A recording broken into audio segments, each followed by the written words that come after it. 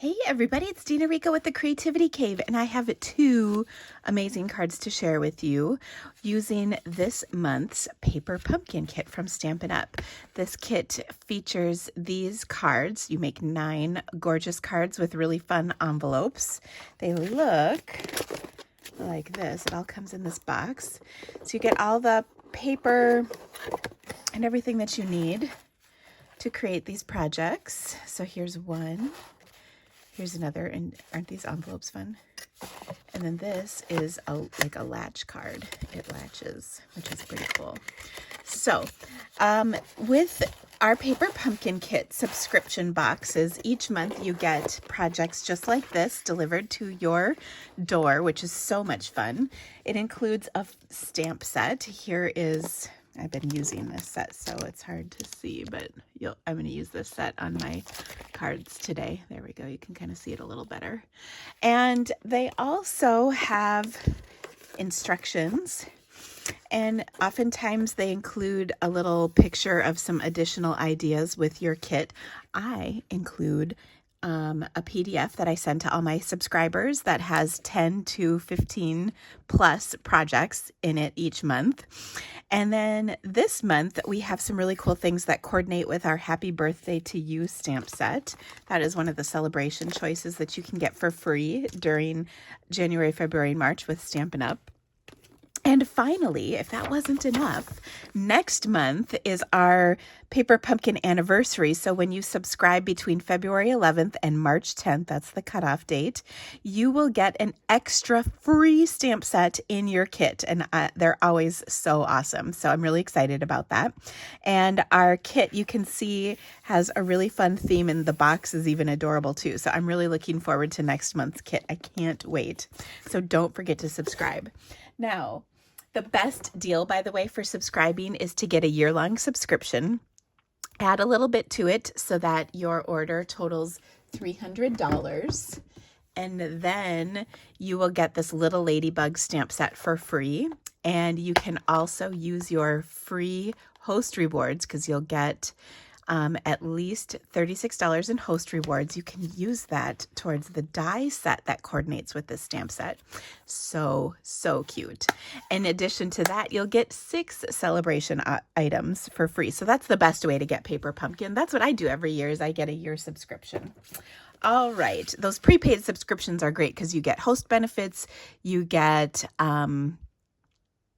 celebration rewards during celebration, and then this year you get that extra little ladybug stamp set. So I love that. Now let me show you my cards that I have created. So I've got 2 really cute cards. This watercolor card is gorgeous, and I'm going to give you lots of watercoloring tips. And then this is just a really cute rainbow card that we'll do at the end. It's very easy to do and quick. So I'm going to start with a piece of Fluid 100 watercolor paper. This is our Stampin' Up! Watercolor paper. And I want to take and treat this with my embossing buddy, because I'm going to heat emboss on this. So I just drop that on there and kind of brush it around. Then I will ink up my stamp with some Versamark ink. And this is the stamp from the kit, which I love because the flower coordinates beautifully with the Happy Birthday to You stamp set. And I have made a few really pretty cards with that. I've got another one next week that's coming. So it's a really great set. All right, I've got that on there. Now I'm going to use my embossing powder to sprinkle the powder on top of my image. And then we'll heat set with my heat tool.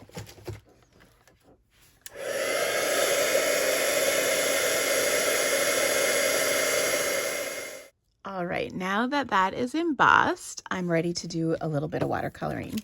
I've got an aqua painter, and I also like to have a little rag next to me that I use for watercoloring. Can you tell? This is just an old burp rag.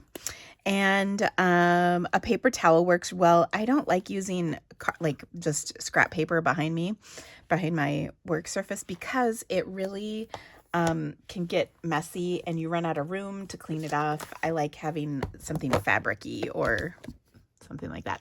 This is my color combination. It's crushed curry, old olive, rich raspberry, soft suede, and pool party. I'm going to start with my crushed curry. And whenever I watercolor, I want to take and put, or a flower, I should say, I want to take and put the darkest color near the center, or, you know, the inside most portion of the petal. And then I'm just going to work my way around. I'll get that dark color laid down first, and then I'm going to come back in and kind of blend it out. And what I love about watercoloring is that it just is so pretty. It's really easy to do, but I do recommend practicing a little bit. If you've never watercolored, you definitely want to practice. And the key to watercoloring 100% is to have the right supplies. If you don't use watercolor paper, don't bother. You will never, ever achieve this look. I know a lot of people recommend our shimmery white cardstock, but I still don't like that as much. I don't think it works as well as watercolor paper. Watercolor paper is designed for blending, for all of this water being on the paper and dealing with it. So it's so important to have the right supplies. Okay. The other thing I like about embossing your image and watercoloring it is that it kind of contains the space. You know what I mean? So there we go. I've got my darkest color down. Now you can see I'm cleaning my brush off, and then I'm going to take my clean brush and I'm just going to blend that color in each petal out. And it will be much lighter, but oh, the look is so pretty.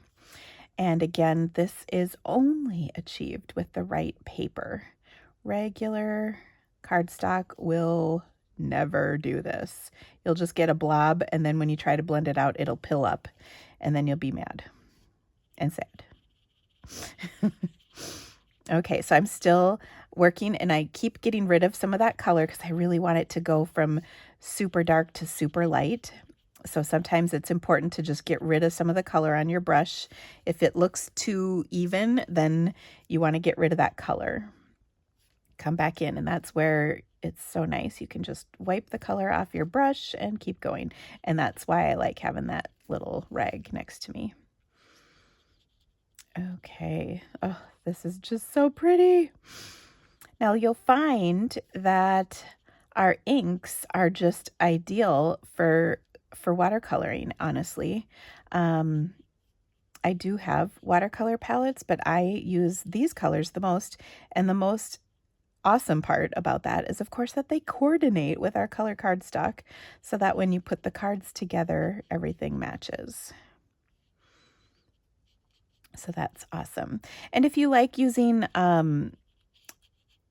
our Stampin' blends, this is similar technique. I like to start with the dark color and blend it out to be light with our Stampin' blends. It's just a little different method, I guess. You're still blending, but here you can get rid of the color on the tip of your brush. You're not changing markers. You know, that part's easy. Okay, so isn't this beautiful? And do you see I'm not doing anything fancy or technical. I'm getting rid of the ink off my brush when I need to, and then I'm just using my clean water to blend out this beautiful color so that it's really dark in the center and then light towards the tip of the petals. Oh, so pretty. I just love it. Okay, and I feel a great sense of accomplishment. Now I'm going to continue with my next color, which is Old Olive. So I just squeeze the ink to the lid of my pad, and I'll do the same thing. Now, one note of caution. When you are coloring areas adjacent to one another, you want to make sure they're dry, because otherwise they can bleed even with the embossing kind of barrier. So just be aware of that. You don't want to end up with a beautiful yellow-green flower petal, you know what I mean? And if you need to hit it with your heat tool, go ahead. Just be careful. That's my only tip. Okay, so once again, I'm just doing the same process here. Taking that darker color and just blending it out to the tip of the leaf in this case. And you can always, like if you think that's too late, you can come back and add color. That again is the awesome part of watercoloring, is you can add color and you can take it away. And not a lot of mediums allow you to do that. So that's very nice. So you can see I just added a little more color to this one.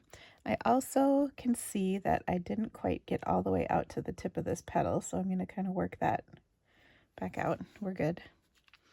Okay, so I think I've got all the leaves. I've got everything colored the way I want. Now I'm going to do, there's little branchy ball things. I don't know what to call those. I call them branchy balls. I don't think that's really technically correct. I'm going to use some rich raspberry for that. Now I just need a little bit of color for these, and I'm not really doing any shading. I guess you can if you want. But I'm just going to kind of color those in like so.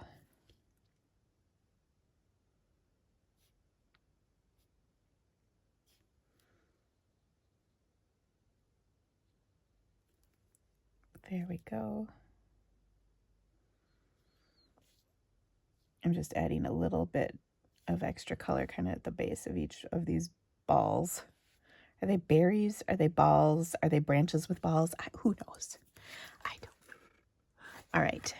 Now, last thing is the center, which I used some soft suede for on this pretty flower. And I don't know what color this should be, but I thought soft suede would work. Okay, so there we go. We got that. Now, compare these two, and do you see the difference? I think this one really pops and this one not as much. And the reason is because I put some pool party in the background. So let me show you how to do that. Now this part is I don't want to say tricky because that's not the right word. It just takes a little patience to do. So again, I'm squeezing my ink pad lid and I'm going to pick up that color, and I want to kind of make sure that water is free flowing through my aqua painter. And what I'm going to do is start on the bottom edge because this is where I want it to be the darkest. And I'm just going to go, and again, make sure everything's dry before you do this process, by the way. I'm going to go right up to the edge of everything with my pool party. And then I'm going to blend it out. Okay, so it's going to be darkest down here, and then everywhere else it's going to be lighter, lighter, lighter to basically nothing. Okay, so I've got some right there. Like I said, we're going to blend this out to basically where you can't see anything, but there's just a little bit of blue right along that edge. And that will really make your image just pop off the page, which we've gone to the effort of doing all this gorgeous watercoloring, so we want to make sure that everything pops right off. Okay, now if you come back into this, you kind of got to blend everything out so you don't get dry lines as like harsh lines as the water dries. If it's still wet, you're fine.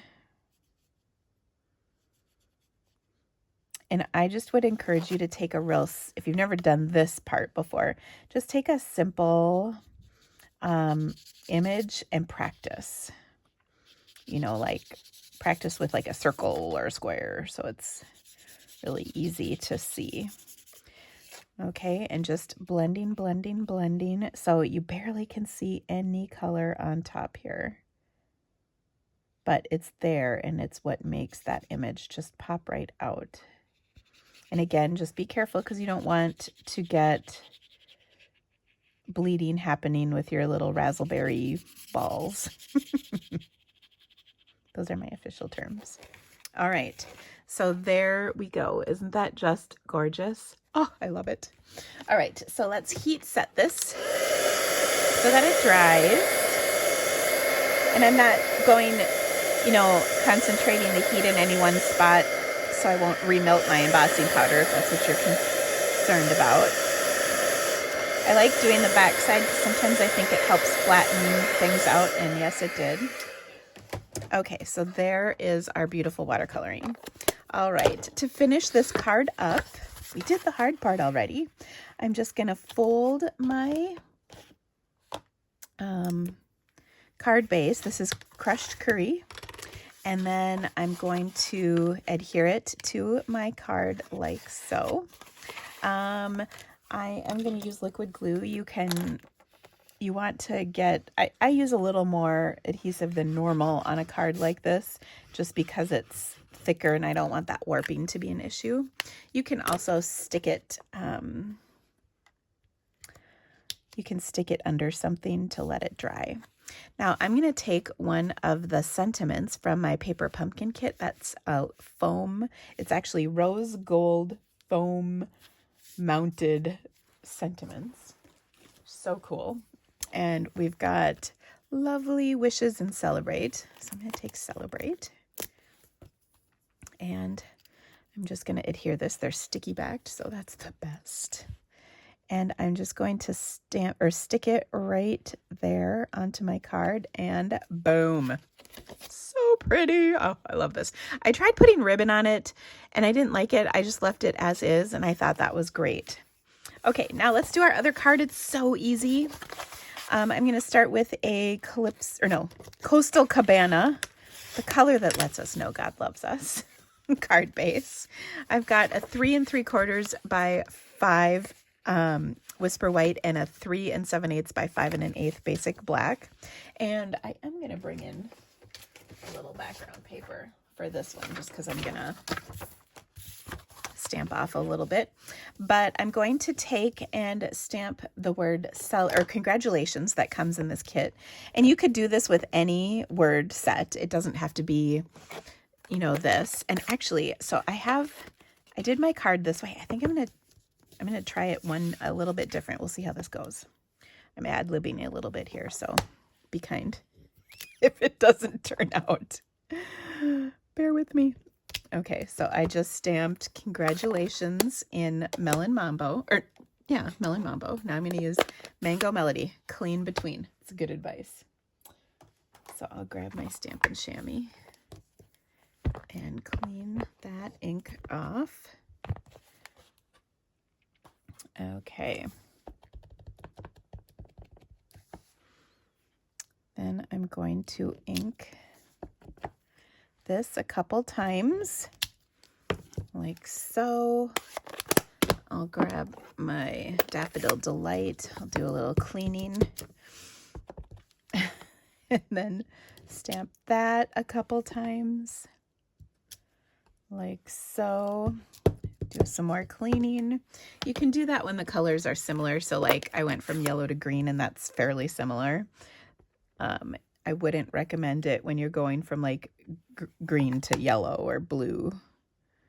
So you want the colors to kind of work together. All right. And finally, the color that lets us know God loves us.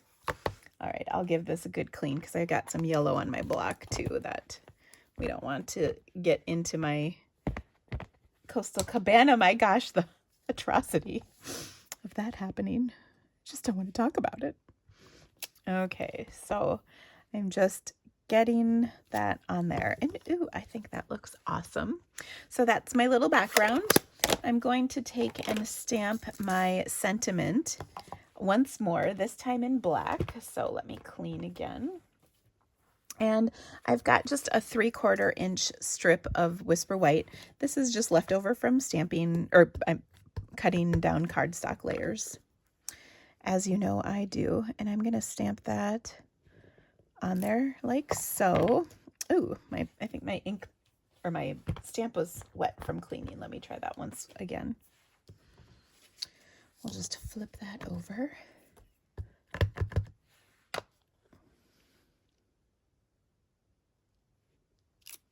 Oh, much better. Okay, I will take my cute little mini paper trimmer. This trimmer is so awesome. You get it for free when you join Stampin' Up. And of course, you should join my team because we're amazing. I mean, I'm not just saying that. I really do have an amazing team. Okay, so I've got my sentiment on here. And I'm just going to pop this up with some dimensionals. They even come in the kit, which is pretty awesome. that paper pumpkin kit. I love that. And then I'll just place this right here, except I'm going to add some silver metallic thread. I forgot about that. All right. So I just am wrapping this around my fingers a few times. I'll snip the end. And then I'm going to adhere it. Now, I'm going to take a little, here's my snail. I take a little snail and just put that down to kind of stick the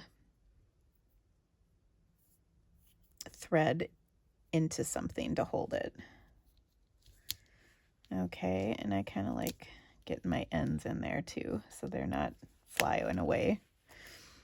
All right, so we've got that on there. I'm going to add my sentiment over the top, and then I'm going to adhere it to my card.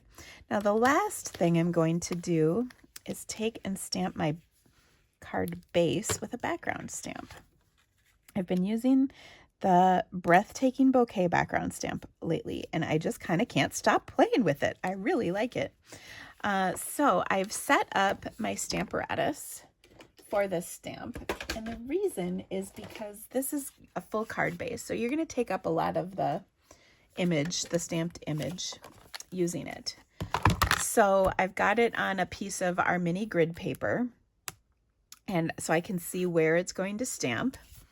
And I'm going to place my card base right in there. Okay. And actually I flipped it around just because of the fact that it opens up, and I'll show you, because I want to make sure I get everything stamped on here. So I love that this paper kind of allows me to see where it's going.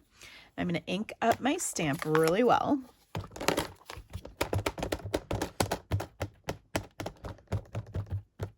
By the way, if you put one ink pad under or a stamp set case under your stamparatus, it works really well. When you're inking, it doesn't do that floppiness. Okay, so let me just close this up. All right, I'm giving it a good press. And then I will have a gorgeous background for me to put on my card. Now, you don't see a ton of it on this particular project, but it's just so pretty. Isn't that gorgeous? All right, let me get rid of this. And then you can see, oh, just beautiful. I'm going to take this and then pop it up onto my card, because everything's better popped up. I think you would all agree, right? Okay, so another beautiful card. So you have to tell me which one you like better in the comments, the horizontal or vertical version. And then, of course, our gorgeous watercolor creation. So I hope you'll give this a try. If you're not a Paper Pumpkin subscriber, please consider subscribing through me. I would love to welcome you to this. And don't forget the great deal for our March kit. You get a free stamp set. If you get a year subscription, you get celebrations. If you add a little bit more to that, you get that beautiful little ladybug stamp set. All good things. Thank you guys so much for stamping with me today. I will see you again soon. Bye-bye.